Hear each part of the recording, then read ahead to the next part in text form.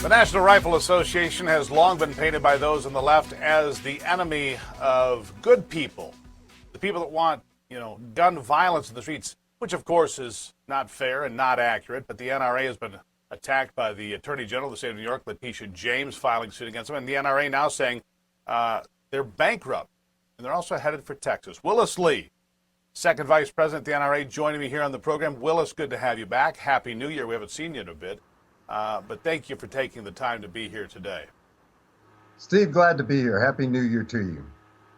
So let's sort through some of these things. I want to start with the move to Texas. Get out of New York. I mean, I don't know why a gun manufacturer or the NRA would remain in New York. You made the decision. Well, it's not a good idea. Tell us about the lawsuit, the decision to move, and the financial problem.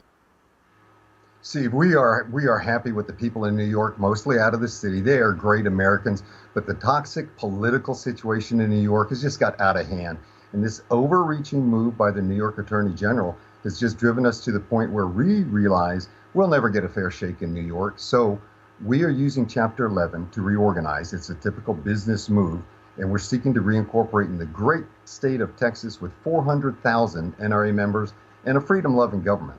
Or anybody at the NRA. A lot of talk about domestic terrorism bills, expanding what the definition is, and I have got to believe that somewhere they're going to craft language that comes after good folks like you. Let's be honest, the NRA is a civil rights organization, has been since 1871, and you find yourselves ever more in the crosshair of political attacks. What do you think? We are the longest standing civil rights organization and been around 150 years. We're celebrating that birthday this year. I'm celebrating the next 150 years of defending freedom, and we look to be a major player in that aspect again. As far as we're concerned, the Second Amendment applies to everyone, and we're seeing more and more participation by folks across the nation. Steve, I want to go back and address this comment that you brought up before, the bankruptcy. The NRA is in better position financially than we've been in a long time, and certainly better than the past 5 years. In terms of membership, patriots are stepping forward. Americans understand what's at stake.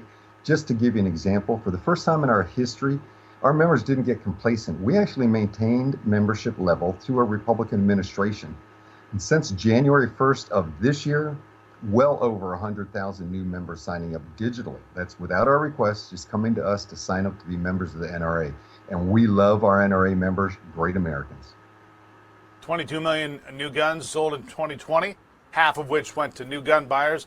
About half of those were women. So the NRA speaking for a lot more women today than it has probably ever in their existence. I want to bring back up a laundry list, if you will, of things that Joe Biden says he wants to do to destroy the NRA, frankly. He says he's going to go to war with the NRA. So let's pull that full screen back up and we can show the folks. I want to go through this. It's a broad plan to defeat the NRA. And when Joe Biden says that, to me, what he's really saying is he wants to defeat the Second Amendment. And you correct me if I'm wrong, but here are some of the things that he wants to do, Willis.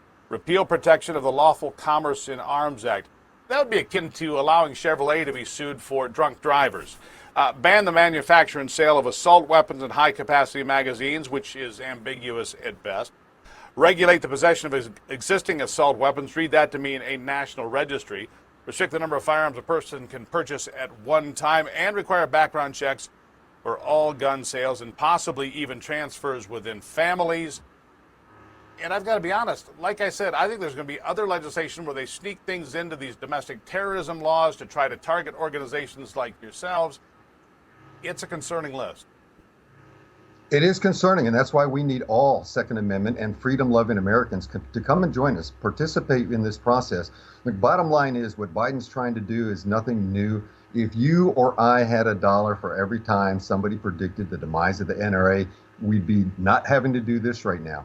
But when we send Second Amendment supporting congressmen and senators to Washington, we win. If we don't, we lose.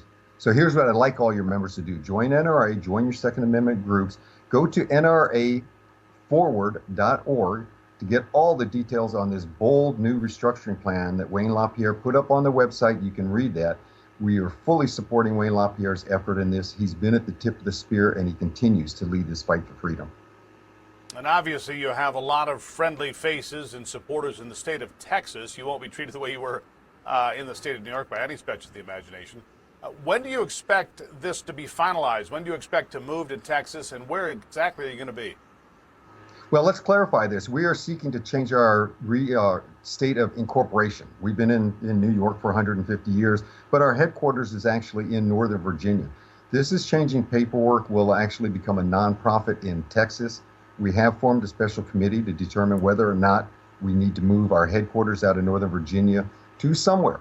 Last month, 17 states' attorneys general supported our lawsuit against James and invited us to their states. So we're looking at all those. We love our freedom, law-abiding American citizens. So a decision hasn't been made whether we will. It is possible. Now I'll leave you with this, Steve. We're not sure that we're going to move our headquarters, but we're looking at all the options. Willis, that's a nice lid you got there.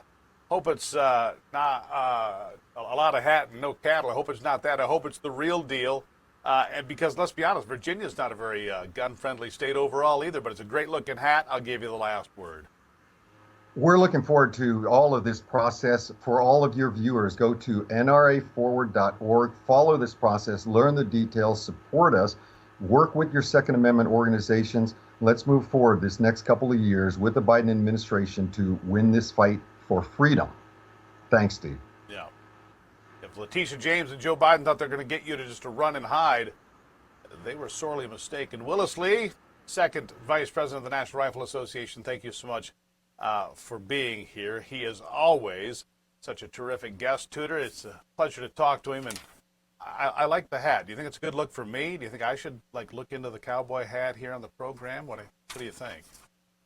I think you are Midwestern through and through, but I appreciate the fact that he wears a hat every time. He had the Santa hat last time, and this time I just can't wait till we have him on again to see what he wears the next time.